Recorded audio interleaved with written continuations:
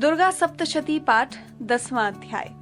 ऋषि बोले, प्राण प्रिय भाई निशुंभ की मृत्यु देखकर, इस प्रकार सेना को भी मारता देखकर कुपित होकर शुंभ कहने लगा, अरे दुष्ट दुर्गा, बल के घमंड से गर्व मत कर।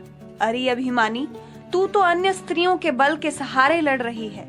देवी बोली, अरे दुष्ट, मैं अकेली हूँ। संसार भर में मेरे समान दूसरी है कौन? ये तो मेरी विभूतियां हैं, मुझ में ही प्रवेश कर रही हैं। इतना कहते ही ब्रह्माणी आदि सभी शक्तियां उस देवी के शरीर में समा गई। अकेली अंबिका देवी रह गई। देवी बोली, मैं अपनी ऐश्वर्य शक्ति समेत अनेकों विभूतियों के रूपों में यहाँ पहले विद्यमान थी। अब मैंने सभी रूप समेट लिए।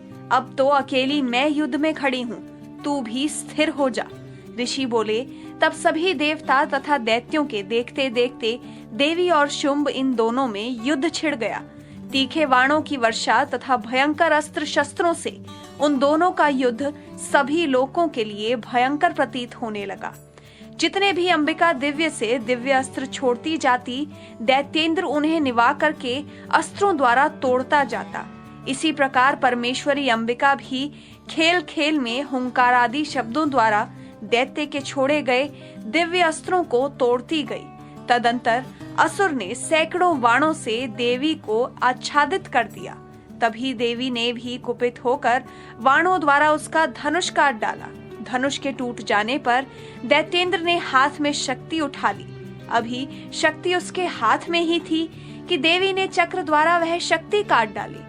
तब दैत्यराज ने तलवार तथा 100 चंद्रमा वाली चमचमाती ढाल लेकर देवी पर भागते हुए उसकी तलवार तथा सूर्य जैसी चमकती ढाल ले अपने धनुष से छोड़े हुए तीखे बाणों से तुरंत काट दिया। रथ के घोड़े सारथी को भी मार दिया। धनुष तो पहले ही कट चुका था। तब तो भयानक मुग्दर लेकर अंबिका को मारने के लिए दैत्य उद्यत हो गया।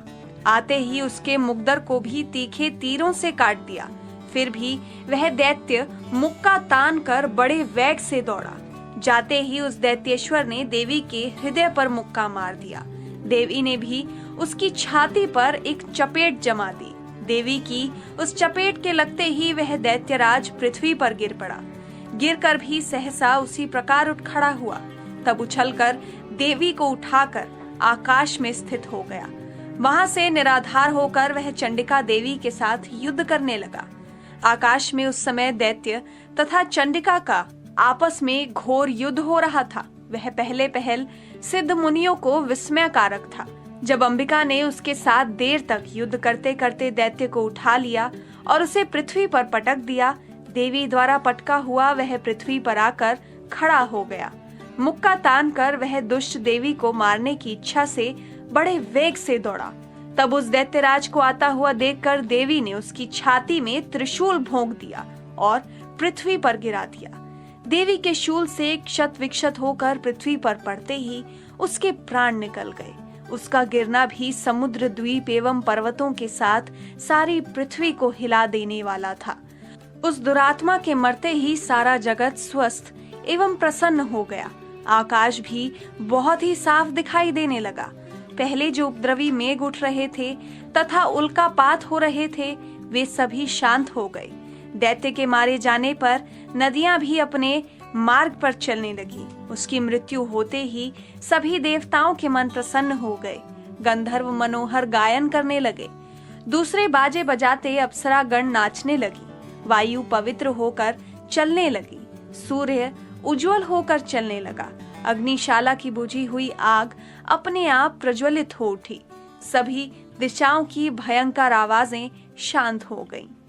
अगला अध्याय अगली वीडियो में। तब तक के लिए जय माता दी। इसी प्रकार के अपडेट्स लेते रहने के लिए हमारे चैनल हिंदू रिचुअल्स